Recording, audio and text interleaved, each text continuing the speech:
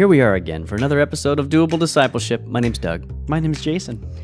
And this is a Saddleback Church podcast and YouTube show designed to help you deepen your friendship with God. But we like to call it for short, the show that helps you grow and points you to class. That's right. This episode is brought to you by class. We got one coming up, October 14th. Here at the Lake Forest campus, and I believe at many of the other campuses as well. Mm-hmm. So you can go online, saddleback.com/class, see which classes are available at a campus near you, continue rounding those bases. Start with Class 101 and keep her going. Keep her going. That's right. Yep, well said. Today, we are continuing our series on spiritual practices. In fact, in Class 201, we teach some basic spiritual practices to get you started. In this series, we're talking about a few spiritual practices or disciplines that can kind of help you take your spiritual growth to the next level, maybe push you a little bit beyond your previous boundaries and grow a little more in some really key areas. We've already talked about the practice of fasting with Buddy Owens. That was a great episode. Go back and check that one out if you missed it. That was episode 70. So check that one out. Last week, we talked about silence and solitude and how important it is to just find time for quiet to connect one-to-one with God. We even found a nice time for quiet on that episode, didn't we, Doug? We did. About 10 seconds of dead air that I'm sure people were loving, surprised and jarred by. And today we're talking about the practice of rest. Getting enough of it? Probably not. Today we're going to talk about rest. And this may seem like one that's out of left field, but rest is actually a very, very important personal discipline, not only because of the increasingly popular self-care idea that everybody's got, but specifically because rest is a way that you can connect with your Savior. We're going to talk to a guy named Matt Graybill today who has recently taken some personal time, 3 days of rest. We're going to hear about his experience and how he found that both refreshing, enjoyable, and helpful for his spiritual growth journey. Am I forgetting anything? No, I was supposed to say that part, but you took it away, Doug, so let's continue on to the episode.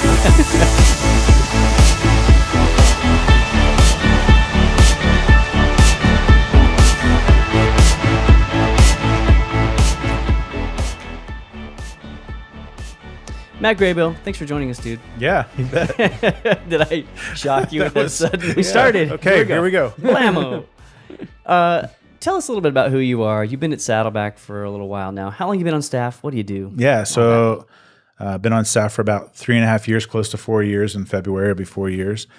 And work with the membership team at our Lake Forest campus, which really moves people from the crowd on the weekends into the congregation, part of the church family, really pulling people into community, making big church small, as I like to talk about it. Yeah. Yeah, we served together when you first came Yeah, on we staff did. for a Yeah, short time. we were cubicle buddies. Yeah, we were. Back to back. You had the window seat. Yes. I always envied you for that. For those 3 months. Yeah. You recently took some time of rest, and that's our topic today. Yeah. What prompted that? Because it was a pretty radical. I remember when you told me what you did to get some time of rest, I went, "Dang, Yeah. that's Yeah, sweet." Yeah. Yeah. So what it brought wasn't that just on? like a little short rest. It was 5 days. Yeah, it was a good. Oh, 5 days. I think in the intro we said 3 days. Oh, 5 yes. days. There we go. Yeah. It's even more radical than I remember. Yeah. Yeah. So what prompted it was actually, to be totally transparent, I was like really at an unhealthy spot, pretty stressed out. And it was actually the encouragement of my wife saying, "You need to do this for the sake of yourself, our family, like the team that you lead." Of which we should mention that his wife is Beth Graybill, who has been on a number of episodes of the show early on. Yeah, she was on our team, and she came on the show way before you. Probably way better than me. Well, we'll see how this goes. Yeah. We're just getting started. Yeah. So I think, oftentimes, sometimes people can see how you're doing before you can even see how you're doing. I was just kind of in motion. And oftentimes my soul is kind of equal to that of my gas gauge. Mm-hmm. And so my car had been running on empty for a really long time. And so did the gauge of my soul. Mm-hmm. And so, I think for me, it was just like, I gotta keep going. I gotta keep going, trying to juggle a number of different things. But just through her prompting, through just realizing like, hey, I'm not doing that well. I just need time to pause. So that's really what prompted it for me. And I had been sensing like I need some time away, but there was always like the next thing to do or the next meeting or the next big initiative. And I always felt like I got to be a part of that. And so actually disciplining myself to say, no, I just need to take some time was really healthy for me to be able to do. That's great. Yeah. Yeah. So you came to this realization with Beth, and you're talking about it. So what was your approach? What was like, where did you go? When? How did you set that all up? Yeah. So we love to like camp and kind of be outdoorsy. And so the first thought was like, oh, I'm going to go somewhere kind of in the wilderness and just like set up that way. Through this whole time, I felt like God just kind of started revealing himself to me through people and through different opportunities. And so had marked my calendar, this is when I'm going to do it. And then I had a guy said, hey, I have a connection with a condo and I'd love to make this available for you. And so it was a condo in Catalina Island, which I was like, wow, this is pretty amazing. Yeah. I am getting away. Yes. Yeah. That's good. So like it ended up not being this rustic experience, but it actually ended up being this really cool, simple place that I was just able to actually look out on this patio out towards the ocean. And so it was really like just mindful of my time and what that looked like. And I really sensed God saying, hey, you need to be alone. You need to be in silence and solitude. And this just needs to be a simple time. I think, for a lot of us, we spend so much time doing that we really don't know what it's like just to the being part. Like I was doing so much for God instead of just being with God. And I really sense God saying, hey, just be with me in this moment. No agenda. No agenda other than like focus in on me. That's good. So I know as we're starting, we're kind of focusing in on kind of the nitty gritty at first, but I think it sets the picture. Yeah, so for sure. What were some of the guidelines that you gave yourself? I mean, obviously you put an ocean between, you and everything else that had been going on. And then, so what were your rules and guidelines that you gave yourself for remaining focused on time with God? Yeah, it's a great question. I really felt like I need to completely unplug. So I did. I completely unplugged. I turned off my phone and then realized even when I did turn it on that it had no service. So that was like really, really nice, except for like day 3, I was like, I need to like just at least check in with my wife. And so I got a text from her that said, just tell me you're alive. And I was alive and doing well, but I really wanted to unplug. That was way harder than I thought. And then I also didn't want to like do a bunch of different things because I thought I'm going over to this island that my family's hiked for multiple days and there's all kinds of activities to do, but I need to be still. And I'm not gonna, there was like a TV there with like DVDs. I'm not gonna engage with that at all. I just brought my Bible. I brought a book that was appropriate for the season that I was in, and I brought my journal. And I cooked most of my meals, but it was very simple. Yeah. SpaghettiOs, that kind of stuff. Yeah. That's great. One of the things we talk about in the Rest Retreat, which Saddleback offers, and if we have one coming up, we'll announce it. But one thing we talk about is that the world we now live in, and probably the world's been like this for a long time, but the world we live in today makes it really, really, really tough to find moments of genuine, real rest. Yeah. And stuff can just chase us everywhere. And because we have a device on us all the time that tethers us to the world and to other people and to our responsibilities, it can be really tough to get out of the cycle of what the retreat calls the cycle of anxious toil. Oh, dude. Yeah, it's perfect. Because my first day, which I can talk a little bit about that first day, but I felt this like longing to like check in, like it was like almost this physical reactive. I just thought like, man, I've been intoxicated by like technology and social media to the point where I feel like I'm missing something. Like what is coming into my email inbox? What text messages am I getting? What am I missing on a social feed? And so just felt this like like, oh man, I'm not connected with the outside world, which was very difficult at first. It's the sheer understanding of FOMO, is this fear of missing out of just the next of what's coming in, what's next. Yeah, and I realized in some ways there's a strange security about that. That's I don't know, just familiar. And then once you take that off, it's like, oh gosh, now I'm forced to kind of wrestle with, all right, God, what do you want to talk to me about? Yeah. Well, we talked about that in the Silence and Solitude episode last week, that idea that the silence can feel really deafening at first. And you're like, what do I fill this time with? Yeah. Especially if you're a hardworking person that's just going all the time, it's tempting to slip into that cycle of, I think there's a level at which some of us, without realizing it, we sort of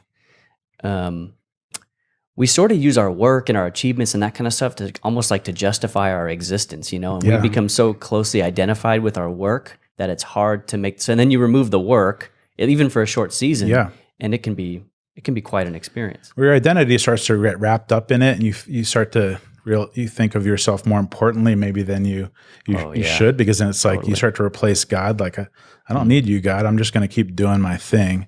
But when God says, hey, rest, I think it's a moment of saying, okay, God, I'm going to give it all to you. Yeah. So talk to us about that first day. You mentioned that just a second ago, but I'd love to hear, what was it like to just get plunged into that rest? Well, like a real moment of transparency here. That first day was difficult for me. And so got some groceries, got to this place, sat on the porch, and then I opened up this card from my wife, and she said this, and she said, hey, you need this. Don't feel bad for taking this time, because I think sometimes in the past I felt bad, like, oh, now she's got the kids for this many days, or what burden am I placing on her, other people? She's like, you need it for you, your health, your spiritual, your emotional, your physical well-being, for us, for your team, for what God has in store for you. Rest, relax, have fun, and then she wrote, laugh, cry, dance, whistle, chew all the ice you want. Because that tends to annoy her when I'm chewing ice. Fish, hike, sleep, do whatever you want. I love you. And at that moment, I actually just started to bawl. Gosh, I feel like you guys are like Oprah making me cry on. I just started to bawl because I just realized, like, that to me was a picture of like just freedom, like, like, laugh, dance, like do it. And I just realized, oh man, that hasn't been me. I've been carrying this like weight. And so I have this moment to just like be free. And I just realized, I think in that moment, how much I had been carrying. And I just started to like weep uncontrollably. So much so that I actually like was sitting on like this lounge chair, and I actually just fell asleep crying. Wow. And it was just a powerful moment. But then a beautiful thing happened. Like I just I woke up, and I think I was just exhausted, right? I've been like running like so hard. And I look up, and above this cabinet is this sign. It was really like situated in like an odd place, but it's the first thing that I saw. And it said sanctuary. And underneath it had this verse. It was actually Mark, in Mark 6, where it says, Jesus said to his disciples, hey, let's go away and rest for a while. And that, like, I don't know, that just set the course for my time. One, I felt like God just saw me in that moment. But then two, as I was like reflecting on that passage, just seeing, man, Jesus had all of these demands of like ministry and people, heal this one, do it again with this one, Jesus, like, show us another sign, Jesus. But he just had these practices of stepping away and pulling his disciples away to rest. And I just thought, gosh, like he's at the prime of his ministry, and he's saying, hey, let's go over across the lake and rest for a while. And to me, that just like really ministered to my soul. And so that first day was very difficult, just again, alone, not, listening to anything, doing anything, honestly just staring out into an ocean, which I think was in some ways comforting. Like, this is bigger than me. And so I spent a lot of time in prayer and just reflective thought and journaling. And then what was amazing is after day one, it started to become more comfortable and easy. And I found myself just not being so mindful of what the time was during the day or even what day it was, but being able to actually just be and rest in God and who He says that I am. That's great. Yeah. There's something about ceasing like that, you know, like when we look at, you know, the whole Sabbath idea, which comes up a lot when we talk about rest, is all rooted in that verse in Genesis that when God finished His work of creation, He rested on the seventh day. And it literally just says that He ceased His work of creation, that He just stopped. And I think what I'm hearing you say is that really rest is in stopping. Yeah. Just stop. It's not watching Netflix and relaxing. It's not all the replacement. It's not detaching from life or detaching from anything really. The whole point is to attach yourself one-to-one with God. And that has to be, for those of us who are used to just being in this like cacophony of noise and stimulus all the time, to go to a place where you're just looking at the water and just meditating, that had to be like a pow moment. Yeah, it was, you know, there are times where we've been on vacation and you feel more tired when you leave, right? Because you're constantly moving. Yeah. And so I really just sense God saying, hey, just be with me. Like, you don't have to do anything, because it'd be easy to go to a place like that and hike and fish. And one morning I kayaked a couple miles and went to a beach and was like still there, but that was the only time that I said, okay, I'm going to do something. And even that kind of had its own special time with God of just like, you know, by myself in the water in the middle of this ocean, kayaking, and just realized like many of these beautiful moments I've enjoyed with other people. But I think it's also in some ways been a distraction from like what's really going on at the deepest level. I was forced to like wrestle with those things. Yeah. Oh man, that being forced to just be mindful and present, I think, is such a big piece of it that you can't, like, in those moments, it's hard to tamp down. Like those tears you shed were tears that had built up over such a long period of time. Yeah. And they're just masked by constantly moving and constantly doing. Yeah. I was going to say, it sounds like you lived out Matthew 11:28-30, which is one of the key verses in the rest retreat also. But it says, you know, and Jesus said, come to me, all of you who are weary and carry heavy burdens, and I will give you rest. Take my yoke upon you. Let me teach you, because I am humble and gentle at heart, and you will find rest for your souls. For my yoke is easy to bear, and the burden I give you is light. And it sounds like from what you were talking about is you felt the weight, you felt weary and heavy laden. And then over the course of those 5 days, you came to, you know, really feel what it is to yoke up with God. Yeah, for sure. And in fact, one of the things, like the takeaways for me was like, what am I putting in my backpack? Like, and I really felt like during that time, I was just able to take this backpack off. And so actually the one backpack I brought when I was loading up to just kayak this one morning, like I found this random zipper, and in it was like a bunch of these rocks that my boys had collected from I've been carrying this sucker like the whole time, like, and they weren't huge, but it was enough to like weigh it down. Illustration. But it was like, all right. Like, I mean, for me, I was able to see a little bit more clearly, like there's been things I've been putting in my backpack, maybe that I need to carry, maybe that I need to work on, maybe I don't, maybe there are things that I'm putting in there that I really don't need to. And maybe it's an event or a job or a function, or maybe it's even just an emotion. Like I'm carrying the stress of something that I shouldn't be carrying.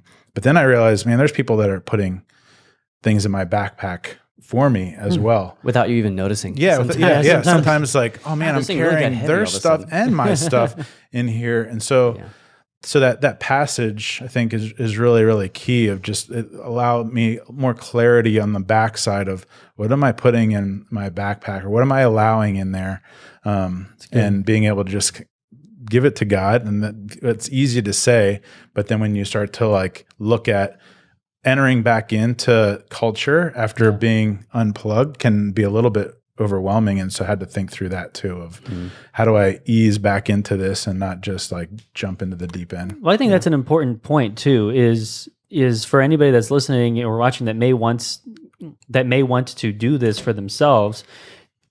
You said that you spent most of your time in prayer and in journaling and in reflection. Is there anything kind of else that you did that you would encourage people to do, or say, I was tempted to do this, don't do that, kind of thing? I think that the temptation is to like, I'm one of those guys, like, I don't know, when you travel, I'm one of those guys that like tends to like prepare for every state of emergency that could possibly be. So gotcha. like, you went with your zombie preparedness. Right. Yeah. So like I have all that stuff and it's the same way, like I put all these different things in my pack, but then realize like this just needs to be simple.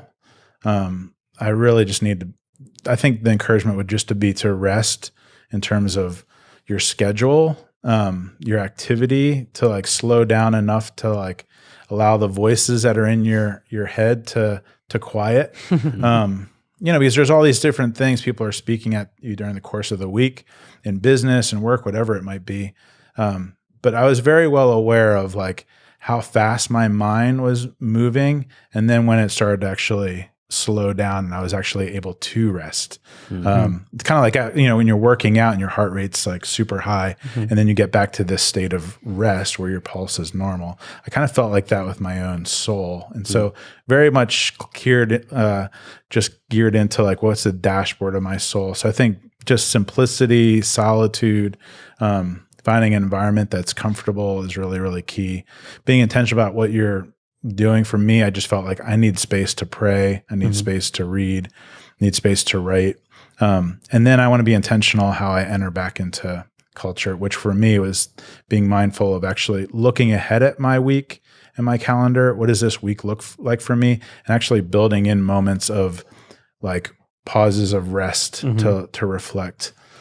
I think that's an interesting idea is, for you, as you express that time in writing and in praying, and I think for some, I think for some people it can have different outlets. Like if you're an artist, it could be a painting or drawing, or sketching while you're there, or it could be songwriting or whatever. Like there's different ways to outlet that. Cool. As long as it doesn't feel like work, like you have to produce something, right? Sure. Oh yeah. It's got to be something that's adding to you and not taking more away. For sure. Yeah. I think you had it's such a great blessing that you had such support from Beth in doing that too. There's just something about having permission from your wife to go and have that time that I think if you didn't have that, you probably wouldn't have been able to enter as fully into that time as you were able to. Plus Beth's handwriting. It's like just that amazing. alone All the is curly cues. I was going to say it's a statement of your marriage that you can read that card that she's. Yeah. Well, early on in our marriage and when we had kids, we realized we would feel selfish for taking time to like work out or run or spend time with friends, but realize we're actually better for each other and our kids if we took that time. And so she knew me in that moment more than I knew myself. And I think the encouragement was a great one. So really appreciate her. That's good. Yeah, God really used her, it seems, to really kick that time off. I'm going to take your question here, Jason. Memorable lessons you learned while you were there? Yeah, I think like what am I putting in my backpack was a key one. Yeah. I think, there's some times where you're like moving so quickly that you don't see what's around you. For me, like I just felt like there are some things that when I look back over like that time that God just made so clear to me through like just little things. I often tell folks when I'm officiating their wedding, like, hey, enjoy the moments because there's so many times where you just miss things around you. And so, I was doing this Bible reading plan. I think there's so many times I'm like, I read it and then I'm done. Right. And like there was a passage day 2 that was on the Bible reading plan that was like, be patient, wait for God, be brave and courageous and be patient, wait for God. And like, it was like just being able to read that verse a little bit more clearly and enjoying that moment of like, wait, I never saw like be brave and courageous and be patient.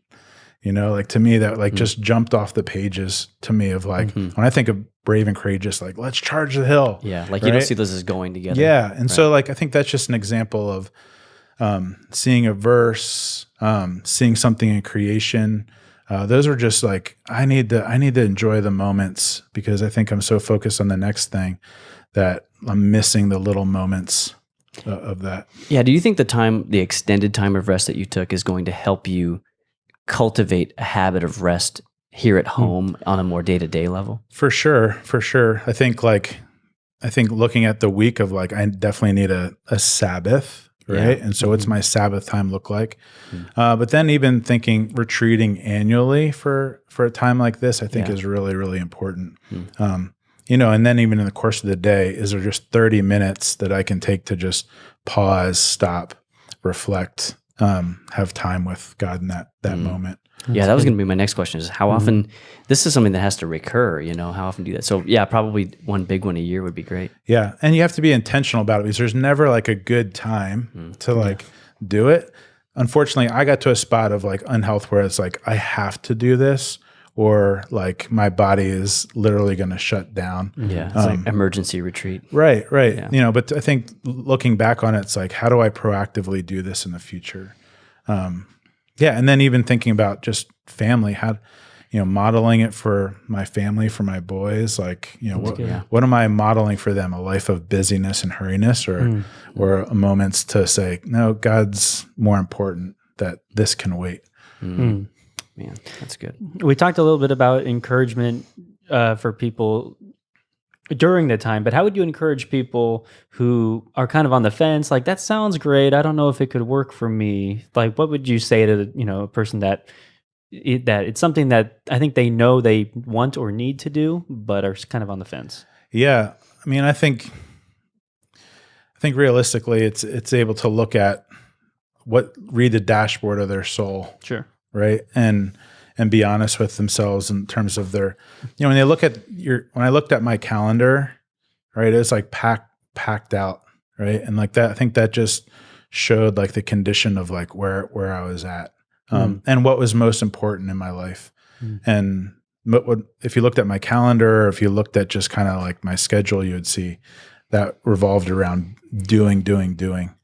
And so I think creating moments of being like is just a key opportunity. So I would encourage someone to be intentional. There's never the right time to do that, but to be able to mark out a spot. And then I actually think it's a really good practice to tell other people what you're doing, because most people feel a need to do that or want that. They're just not sure how to do that. And so it was amazing with the team that I lead to say, hey, I'm going on this personal retreat. How many people since then have said, hey, I need to go on a personal retreat? That's good. You know, and it wasn't like, hey, I want some time off too, but like my soul needs that time. Like I've realized I've been moving and the people around me saw a difference from my pace from before and after. Yeah. And so I think that speaks loudly, but I think intentionality is key. Just mark it down. There's never a perfect time. Yeah. And this is why I'm doing it, because I believe that this is important. I need to spend time with God. Don't you think a lot of people don't take that time of rest, that extended time of rest, because they don't feel like they have the permission to do that? You know, oh yeah. Like your wife gave you permission to do that, and you kind of in this de facto way are giving your team permission to do that, the level of soul care that you yourself did. And you're a hard guy to work for. Yeah. Yeah. No, So really, they it was need like a permission slip in many ways. Yeah, it's like you an know? implicit And so like you permission almost slip. have to like write yourself a permission slip. Like it is okay for me to do this. Yeah, to step back for a little bit. And Not only is it okay, but it's something that God asks of us. And I'm like, man, if Jesus can do this with like his followers, like surely he felt the weight of the world on his shoulders. Like, and Jesus gave us permission to do this kind of stuff, but something about it, like we just need that permission may be the wrong word, but we need sort of the affirmation from others to say, you need this, you can do this, and I'm behind you in you doing this. Yeah, and I think support that. If we do that with each other, and that becomes like a cultural thing, then it can really, I think, pay big dividends for all of us. For sure. And sometimes I think there's a fear of like, what am I going to encounter if I do this? And I think that's a legit fear. But I think on the other side is health. Yeah. Right. You know, when you're actually able to look at your soul and say, okay, I need this, or I need, what does it look like for me to be the best version of who God created me to be? Yeah. Yeah. So there may be a wrestling in rest, as is sometimes involved in silence and solitude, that just needs to be worked through. That's just going to remain beneath the surface. And is going to steal from you each and every day. Every day that you go on not dealing with it and not really having that moment of wrestling with God, it's going to keep, it's going to keep damaging your life. And so maybe just take the time to just bite the bullet and enter the process. Yeah. And maybe start small, right? Like it doesn't have to be 5 days. It could be an hour, or it could be half a day. Yeah. I remember taking a team on a silence and solitude retreat for half a day, and the lady that was kind of our administrative team lead, she was like, "What are you, nuts?" Like, she had never like entered into something like that before. But by the end, she said, "Oh man, I had never done that," and that was like such a great practice for her. She was just able to, really see where she was at and hear God more clearly in that moment. Wow. I think that's the perfect segue into doables. Let's talk doables. Let's talk doables. What do you think the doables could possibly be for this episode on rest? Okay, honestly, take a minute and just ask yourself: Are you feeling worn out? Right? Or have you gotten caught in a cycle of anxious toil, like Doug talked about earlier? Right? Look at your calendar, and as Matt said, deliberately carve out some time. And as he said too, it's okay to start small. You can start for an hour or a morning or an afternoon or whatever, or look at like a 24-hour, a day that you can go and just be alone with God. And we understand this may be a difficult step, as we talked about. And you may need to ask someone for help. That's like maybe it's asking somebody else to cover for you, a shift at work or whatever it may be. But take these steps, make these arrangements that you need to. Talk about it with your spouse, and really just make this a priority in the next couple weeks, if you can. To just say, I'm going to do this, right? And don't forget that the goal of rest is not detachment. Right, but it's attachment. It's not saying I'm going to detach from life and get away from it all. Instead, it's saying I'm going to attach to God and yoke myself to Him in this time. And what we'll do, since we don't have a rest retreat that's on the calendar coming up really soon, what we'll do is we'll take some of the main points and we'll put those in a document and put those in the show notes so you can check that out. So you'll have some basic teaching pieces that you can take into that time that might help you just frame your thinking, in addition to the great stuff that Matt has shared from his experience. I was going to say too, we do have a personal spiritual retreat guide that we can link to. So if you feel like I need something to help guide my time, I'm not at this place yet where I can just go with nothing, then that's fine. It's these baby steps that we're doing. So we can link both these guides for you too. Yeah. Any closing words, Matt? I don't think so. Thanks, guys. I appreciate you guys. No, thank you for being here. Glad man. to have you too. Yeah. And you, man, when you told me, I think it was after staff meeting a couple weeks ago, you told me that you just got back from an extended time of retreat. I was like, dang, I want that. So now I got to go find my You time. need it. Yeah. Oh, Joyce. I may be asking you for something. Well, thanks so much for joining us. Yeah, thank you. Everybody, thanks for listening. Thanks for watching. We love you. We'll see you next time. If you're a podcast listener and you enjoyed this episode, consider giving us a rating or a review on iTunes. If you do, you'll help other people find us in the future. And if you're thinking, hey, listening's great, but is there a way I can watch these episodes? Yeah, there is. Subscribe to the Saddleback Church YouTube channel for video versions of these conversations, plus lots of other video content. And if you're already watching us on YouTube, subscribe to the podcast so you can listen in the car or wherever else you go. Lastly, you can always get in touch with us by emailing maturity@saddleback.com. Send us your thoughts, send us your questions, your Bible questions, your life questions, whatever. Who knows? Your question just might inspire an upcoming episode. Thanks again for tuning into Doable Discipleship. I'm Doug Jones, and I hope you'll join us again next week.